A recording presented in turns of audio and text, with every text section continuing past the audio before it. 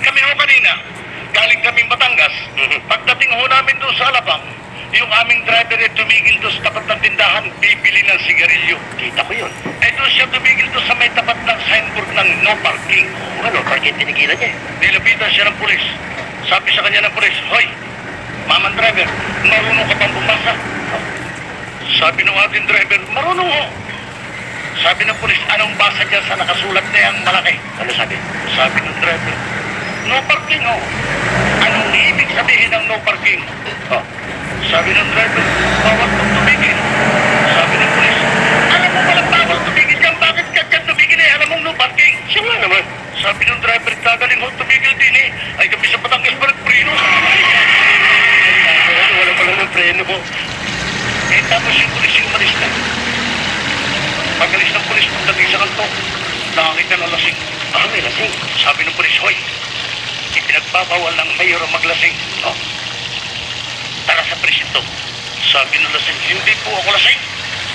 Sabi ng pulis, "Lasing ka! Kitang-kita sa iyong kilos at sa iyong panalita, lasing ka."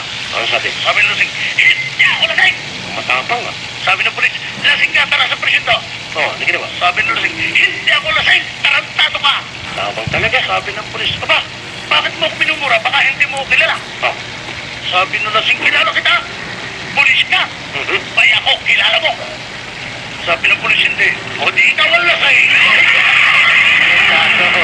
Napirisito na rin lasing. Tapos umalis na uli yung pulis. Oh. Pagdating doon sa kanto, umuwi na yung pulis. Ah, mugi na pulis. Oo. Umalis na yung pulis. Meron man nagwawalang siga. Lasing din? Oo, sabi ng siga, "Labas! Labas!" Tapang to. Wala lumabas na barako. Bakit? Eh siya ang pinakabarako. Kasi ang pinakasigat mo. Nung wala lumabas na barako, ang ginawa nung siga, nagpunta sa restaurant, tuluhan niyang inom. Eh, mami, ano siya nasa restaurant, nakarinig siya ng putok. May pumutok? Oo, lumabas yung siga. Oh, sabi ng siga, "Sino? Sinong tarantado nagpaputok?" Tapang ano? Nagpuputok pala yung pulis. Ah, pulis? Sabi ng pulis, "Ako, bakit?" Sabi ng siga, "Ang lakas, bigyan ako eh." Tapos yung pulis umalis na ulit. Oh. Pagdating uli sa kanto, nakakita uli siya ng lasing. Lasing ka naman? Sabi, "Hoy, lasing ka. Tara sa presinto." Sabi ng lasing, "Hindi po ako lasing. Tumabay naman to. Ako po yung uwi na kaya ako'y nandito." Mabait. Sabi ng pulis, "Alin ang bahay mo?" Sabi ng pulis, "Yan ang tapat na yan ang bahay ko." Para maniwala kayong bahay ko, ito ang susi. Tingnan nyo. Bubuksan ko ito. Binuksan. Binuksan ang ito. O, nabuksan naman. Nabuksan naman. Sabi ng lasing, "Kita mo, nabuksan kong pinto. Ah, Kita mo yung TV. Kita mo yung stereo. Akin yan. ah, ganun. Para maniwala kang talagang bahay ko, ere ang susi ng aming kwarto." Binuksan ang kwarto. Binuksan din. Oo, Nabuksan naman. nabuksan ulit. Sabi ng lasing sa pulis, "Kita mo, nabuksan kong kwarto. Kita mo yung kama. Kama namin mag-asawa yan. Kita mo yung babaeng nakahiga. Asawa ko yan. Ako kayo. Kita mo yung nakadapa sa kanya. Ako yun." Naman ba? Malas ang pulis. Para ba ba? Ay, umalis na uli yung pulis. Pagdating ng pulis doon sa kanto, nakakita naman siya ng maraming tao. Tao na pinagkakabuluhan niya ng kabayo. Kabayo? Oo, yung kabayo yung lalaki. O, ngayon? Ay, yung kabayo lalaki, galit yung sex organ niya. Ay, yung organ na kabayo. Mapalo-palo pa sa tiyang ganyan. Ganun talaga pag lalaki ang kabayo. Eh, sabi ng pulis doon sa may-ari ng kabayo, "Hoy, mamang may-ari ng kabayo. Oh. Ipatago mo yan sa kabayo mong yan. Baka makita ng mga turista. Masabi pang pati kabayo dito sa Pilipinas ay bastos." Pag hindi mo ipinatago yung sex organ ng kabayo, ikukulong kita. Ano ginawa? Ang ginawa ng may-ari ng kabayo, lumapit sa kabayo. Binulungan ng kabayo. Binulungan? Oo. Ano binulong? Iwan ko, nung mabulungan ng kabayo, biglang kumatras na ganyan sa kabayo. Itinagi yung organ niya? Oo. Sabi ng pulis, nagtaka, "Aba, anong ipinulong mo sa kabayo at biglang itinago ang kanya?" Sabi nung may-ari ng kabayo, "Baka po kayo kayo magalit pag sinabi ka kung ano yung binulong mo sa kabayo. Sabi ng polis, pag hindi mo sinabi ko nung ibinulong mo sa kabayo, ibinulong mo sa kabayo, kita ikukulong. Oh, ngayon. Sabi nung may-ari ng kabayo, sabi ko sa kabayo, itago mo yan. Pag hindi mo itinago, yan ay sisip-sipin ng pulis. Iwaras ako ng pulis na yan. Sobra naman talaga. Alam mo nung araw, ano? Oh, Alam mo nung araw ako lagi sumasali sa mga singing contest. ibig mo sabihin, amateurista ka? Oo, Maganda kang kumanta? nakakakutay. Oh, ano namang mga kanta yung sinasali mo sa amateur? Abang sinasali ko ng paborito kong lagi kong kinakantay, Bridge of the River Kwai. Bridge of the River ka ba? Magandang kanta yan. Oo, Sikat siya nung araw eh. talaga. Sino ba nag-compose niyang Bridge of the River Kwai? Ang nagkumpos niyang Pilipino at Pilipina. Oo, hindi pare. Pagkala ko niya, si Paolo ang nag-compose niyan eh. Ako, Pilipino at Pilipina, binada lang yun ni Paul Anka. Talaga? Oo, Paano naman nagpatunayan yan? abay yung Pilipino at Pilipinang kumompose niyan, Oh, ay magkatipan yun. magsyota. Isang gabi sila nag-date. Nag-date sila. Nagpunta lang sila sa isang madilim na lugar. Ang ginawa ng lalaki, hinalikan ng babae. Hinalikan? Oo, Saan? sa pisngi. Galing. Mahalikan niya ang babae, sabi ng babae, di dyan, di dyan. Ito para may tono. Ang ginawa ng lalaki, hinalikan sa dibdib yung babae. Inilipat ang halik sa dibdib. Oo, Marunungan po. nung mahalikan sa dibdib ang babae, sabi ng babae, di dyan, di dyan. Nakakatakot yun na parang Prince of the River. Ang ginawa uli ng lalaki, inilipat uli ang halik sa puso. Sa puso naman. Oo, Talagang magaling. nung mahalikan ng babae sa puso, sabi ng babae, di dyan, di dyan.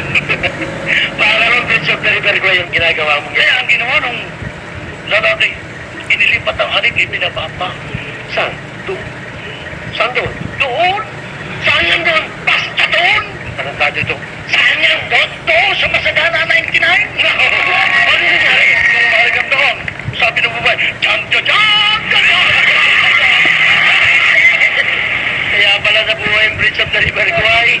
Kaya ikaw hindi ka po pwede sa akin. Ako maraming naalalaman talaga eh. Ako marunong pa kumanta. Ano? Ito, kanta ito, namana ko sa akin, anak. Anong kanta yan? Ito, pakinggan mo. Four. Namana. I wanna be a Spanish, is Papa, I wanna be a Eskimo, Eskimo. I want to play a basketball,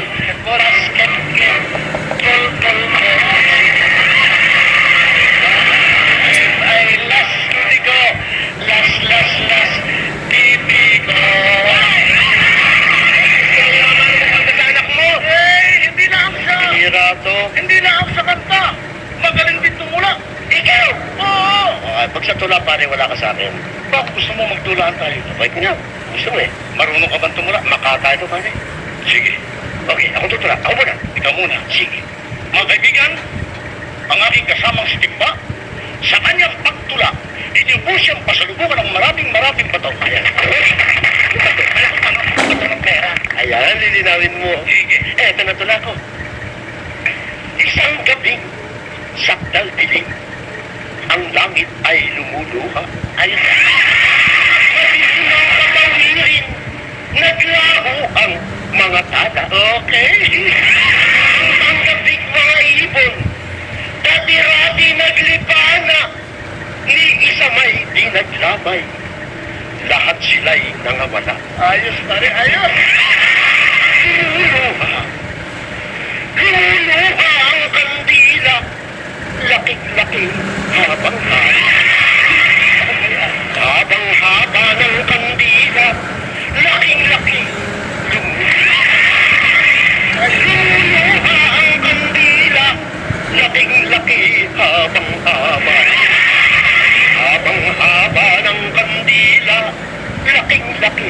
Lumuluha. Lumuluha. Lumuluha ang kandila. Aray! Puro ka na lumuluha. matapos yung partida. Aantay mo bang matapos? Siyempre! Ito ang natula. Bakit marunong ba?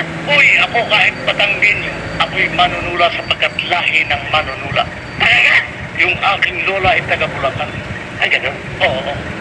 Ay, ang Bulacan, alam mo yan ang talagang lahi ng manunula, ang Bulacan. Totoo! Napatunayan ko nung isang linggo. Nagpunta ako sa Bulacan. O ngayon? Habang kami nagkukwentuhan ng aking Lola Rosay, biglang may dumating na bata.